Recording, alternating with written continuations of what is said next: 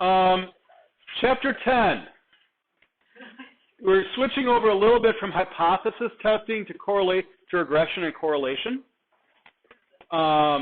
So it's a little bit different than what we're talking about. We are still going to run some hypothesis tests. In fact, today we're going to run a hypothesis test on a correlation coefficient. So well, you're going to learn what that means. So basically, this is the idea now of starting to test to see if there are actually relationships between objects or between measurements. So, for example, they might want to know if the volume of sales is given to the amount of advertising that's done in a month. So a business might look at the amount of money spent on advertising versus the amount of business that they do and see if there's some sort of correlation. Now, rule number 1 of statistics. Correlation is not causation.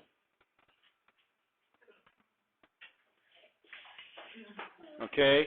Just because two things are correlated, it does not mean that one is necessarily causing the other.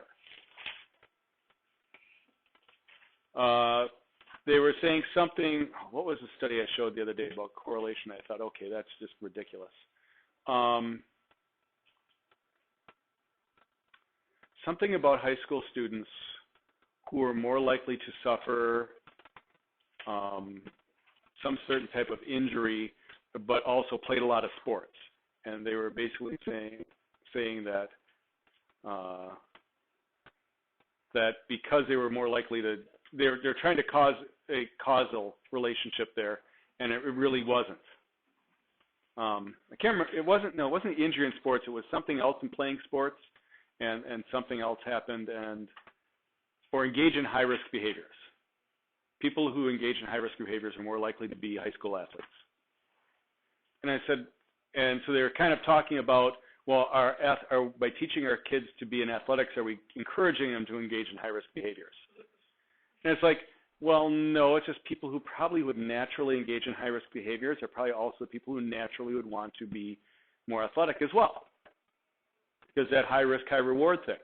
You know, it's like you're putting yourself, if you aren't afraid of risk and reward, you're more likely to put yourself out there and try a sport. Whereas people who are more concerned about risk and reward are probably less likely to do that and also less likely to engage in high-risk behaviors. So just because two items are correlated does not mean that one of them is causing the other. There might be an outside factor, that lurking variable we talked about back in Chapter 1, that's causing both to occur. So correlation looks at if they are related. It doesn't necessarily tell us how they're related or why they're related. Okay? Another example of correlation study might be educators interested in determining whether the number of hours a student studies is related to a student's score on a particular exam. Is caffeine intake related to heart damage? Is there a relationship between a person's age and their blood pressure? We can look for all sorts of different correlations. And this is a very common area of research. Correlation, as it says, is a statistical method used to determine whether a linear relationship between variables exists.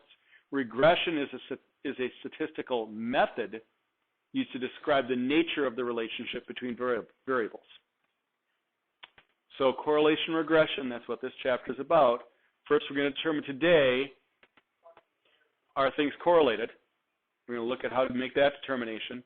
And tomorrow, we'll look at, and in the podcast, you'll learn how to calculate the regression equation for that correlation.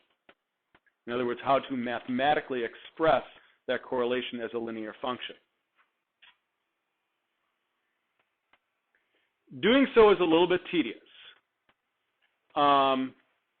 And you'll see how in just a minute. Okay, see, this chapter will answer these questions. Are two or more variables linear related?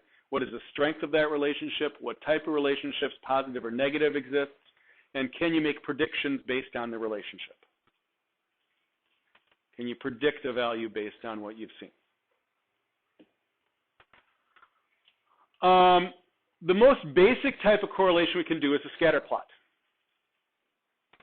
where we basically take the data, take the independent and dependent variables, put them on an axis, plot your data points as x, y points, and take a look and see, are they correlated? In other words, is there roughly a linear relationship that shows what's going on here? And here, when I take a look at this, cars sold versus revenue for different car companies, we can see, yeah, it looks like there's about a linear relationship going something like that, doesn't there? And if I could find the equation of this line, I could maybe predict, well, what happens if we produce 44.5 times 10,000, so 445,000 cars? What would my expected revenue be? Well, we could, find this point on the line, and we could talk about an expected revenue. You could see where this could be useful in business by finding the correlation between production and revenue. Now, not every bit of data is linear related like that, though. Sometimes we do a scatter plot. This just describes how we make the scatter plot. Pretty easy. Independent variable over here, X variable, dependent variable, Y. Profit is dependent on the number of cars sold. Okay, so cars sold is the independent variable. Profit is the dependent variable. That's hardly rocket science. Here's another graph, number of absences versus final grade in a course for a particular class. And again, we see that we have roughly a linear relationship here, although this one's a little bit out of our line. We have roughly a linear relationship there. This is what we would call a negative correlation, which means the higher this goes, the lower this becomes. This first one, profit versus number of cars sold, we call that a positive because the slope of that line is positive. Positive slope is up to the right from Algebra 1. Okay? Negative slope is down to the right. That's what's going on here. Now, in reality, this doesn't look so much like a linear correlation to me. This might be more, we can also get correlations based on curves, whether they be exponential, logarithmic, polynomial curves, all sorts of curves. We aren't going to study anything but linear relationships in this level of stats, but if you take a more advanced college class, you will look at logarithmic regression and exponential regression and quadratic and cubic and quartic and all those different types of regression. But that's really not what we're after here. And sometimes if we do our line, if we actually calculated our line, the equation might put the line, because of that one outlier, a little bit off. So again, what we're going to do is we're going to judge how good is our line going to be. That's one of the questions we're going to have. When I get a line, how good of a line is it? Is that a really tight line to all the data, or is the data pretty spread out off the line, which means it's not as accurate as in predicting what's going on? I would say my red line here is probably pretty accurate for predicting for absences above 5, but below 5, not so much. Right? Whereas my blue line is probably a little less accurate predicting overall. And again, as we find our line and our linear equation, we can talk about how accurate that line is going to be as a predictor. Sometimes there is no correlation.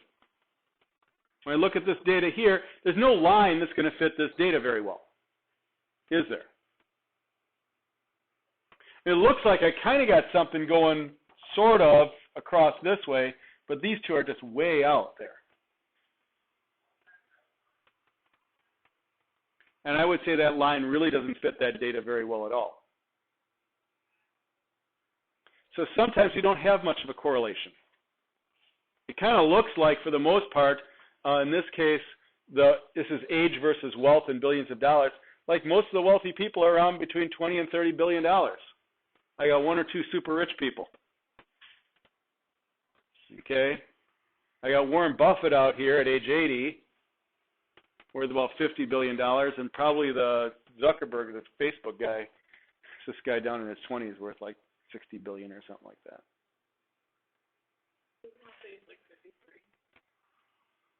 Oh, 53. Okay. So maybe a Bill Gates. Yeah, it could be a Bill Gates. Yeah. Sorry, I didn't look at my scale very well. Thought that was 20, 30, 40, whatever. So on 20, 40, 60, 80. But anyway, looks like a face, doesn't it? I'm angry. I need some eyebrows. It looks like Doodle Bob.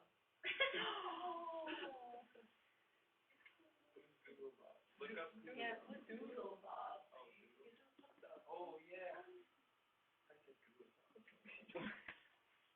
There we go. Silly things. All right. Basically, the way we're going to determine the level of accuracy for it is with what we call a correlation coefficient. The correlation coefficient determines the strength of the linear relationship. It is a value between -1 and +1. The correlation generally about 0.7, -0.7, and +0.7 are our cutoff values, although those are not hard and fast rules. Those are approximate.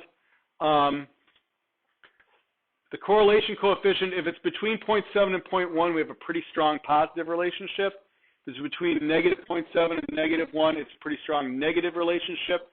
If it's between -0.7 and +0.7, not such a strong relationship. And as the closer it gets to 0, the weaker the relationship gets. So I've got kind of examples here. This would be a positive correlation coefficient of about 0.5. Because I got a good line going here, but the data is pretty all over the place around that line. And we can see you got a correlation, but not so great. This, however, with the data very closely packed around the line, that's a positive correlation of 0.9. Strong positive correlation. And here, where all the points actually are perfectly on the line, that's a +1. This would be a negative correlation. I mean, it's probably not even -0.5, but all right. So again, there's data. It does look like it's sloping downward, but man, it's all over the place. Weak negative correlation. Pretty strong negative correlation, -0.9. Perfect negative correlation, -1. So again, our scatter plots are going to give us an idea of about what the correlation is. By the way, the correlation coefficient symbol is R, as is circled up there, for a reason. For a sample for the population, the correlation coefficient is rho, the Greek letter rho. It kind of looks like a P, but it's more like that. If we do a P, Yes, because P stands for population proportion. Just like some of you are doing M on tests instead of mu. Okay, learn to write the Greek letter. All right? Really? Just learn to write a Greek letter. It's not that hard. You learn how to write English letters, you can learn how to write Greek letters. All right? So what we can do is we can test to see how good is our correlation coefficient. Is it good enough? The formula for the correlation coefficient is as given.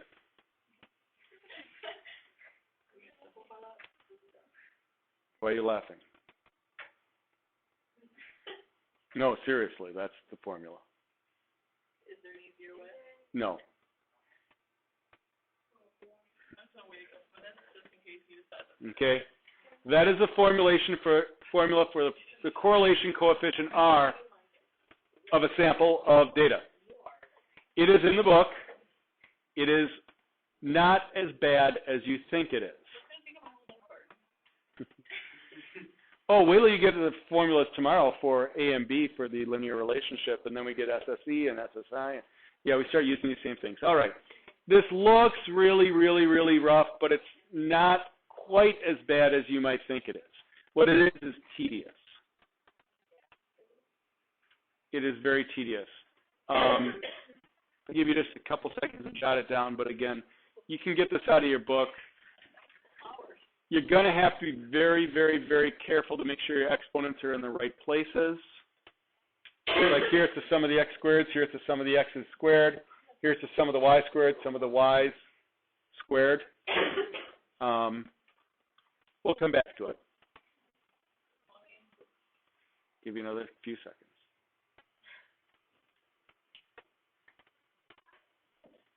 In the meantime, let me tell you a little story about a man named Jed.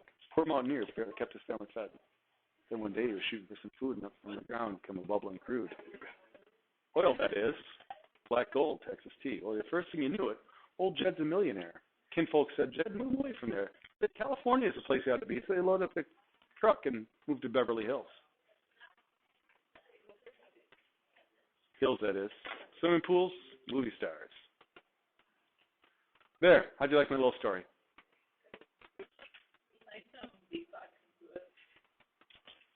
No, you need banjo to that. Banjo. All right. So let's say we've got this. Here we go with let's calculate the correlation coefficient for absences versus grade.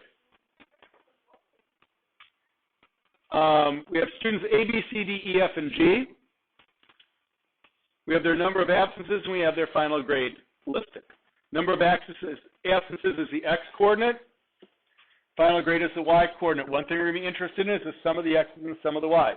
Now, some of you, S-O-M-E of you, had difficulty with this sort of thing on this last quiz when we were adding up the differences and the sum of the squares of the differences. We had a lot of little arithmetic mistakes there, maybe pushing around button your calculator. So you're really going to have to be careful. This is a tedious part. You have to be very careful that you get your sums correct. Now, when I've got my x's, and here already done, okay, this is the kind of thing you're going to need to do. You have to make a chart. I mean, a big old chart. All right? You have to calculate all the values. Okay, I'm not going to draw these lines all the way across. I'm just going to make a mess of it when I do so. But, okay, so I've got x's, y's. I've got the product x times y, so I have to multiply those two. I've got my x squared, so that's the square of this. I've got my y squared, that's the square of y. The numbers may get very, very large.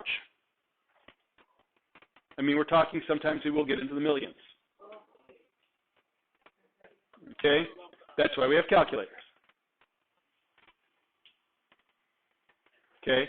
But we calculate each of the individual values and the sum of each column. And it's those sums then that get used in our formula. So to find the correlation coefficient, we simply take n, which is the number of samples, 1, 2, 3, 4, 5, 6, 7 students. Yep. Which is 7, times the sum of the xy's, which we have now that number, 3745, minus the sum of the x's times the sum of the y's, plug those numbers in, over the square root of, and we just plug the numbers into the formula. Then we do the arithmetic. We sit there in our calculator and crank out numbers. This is the tedious part. But when all that's done, I get R equals negative 0.944. That's a very strong negative correlation. In other words, the higher the absences, the lower the grade. One going up, the other going down. That's a negative correlation. So I'd say in this case, strong negative correlation for my data at negative 0.944. Now, again, it's not that it's difficult. I mean, squaring numbers and multiplying numbers and adding numbers up. It's very mechanical. It just takes time. You have to be patient with it. I mean, a graphing calculator is a great aid when it comes to stuff like this.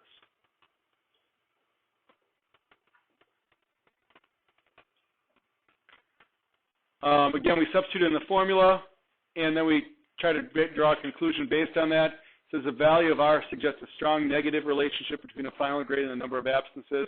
That is, the more absences a student has, the lower his or her grade.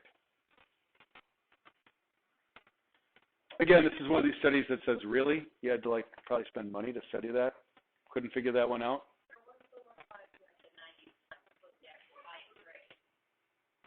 Yes. There are exceptions to every rule. But don't count on that exception being you. You're probably more likely the rule that defines the exception. All right. Now, since the value of R is computed from data obtained from samples, there are two possibilities when R is not equal to 0. One, value of R is high enough to conclude there is a significant relationship, or the value of R is due to chance. We just happened to pick the right 7 people. And we got this relationship. Maybe we're completely wrong. So we hypothesis test this. We state the hypothesis, find the critical values. These are t-tests generally, so degrees of freedom is n minus 2. Compute a test value, which I'll give you the formula for in a second, make a decision and summarize the results. The same 5 steps we've been doing all along. Nothing new when it comes to hypothesis test here. So now that we've found an R value, we think it's implying a very strong negative correlation. I want to make sure that that's actually truly a negative correlation, not just random chance that we happen to get that. So let's take a look at that in action. We state our hypothesis. Can you just go back to 1, like 5 seconds?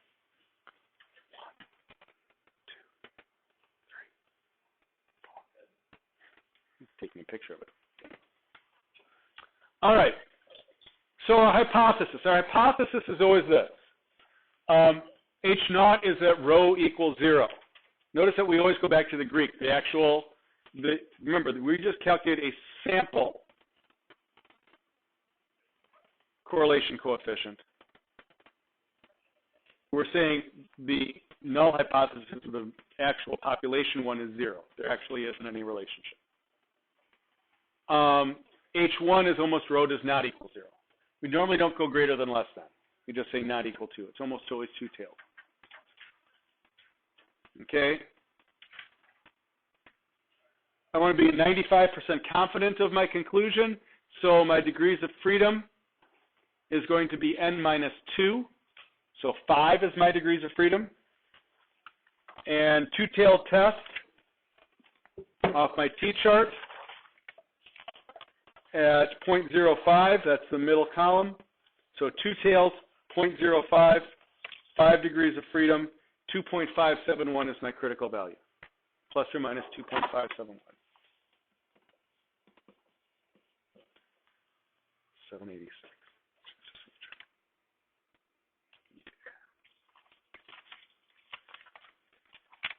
It says 786. I'm going to make sure. Yeah, it's a t-distribution. Okay. Next, we have to calculate our test value. Now, as complicated as R was of a formula, my test value for this is actually really, really simple. My t value is R, in case you can't see that, R times the square root of n minus 2 over 1 minus R squared. So for this case, that's 1.96 times the square root of 5 over 1 minus 1.96 squared.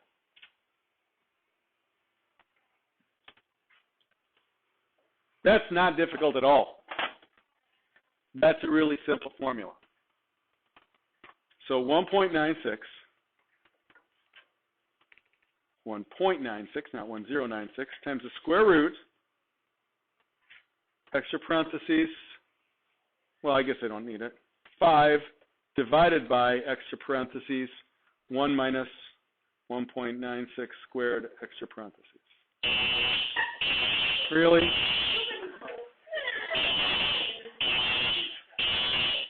Well, anyway, that's the end of the stuff. So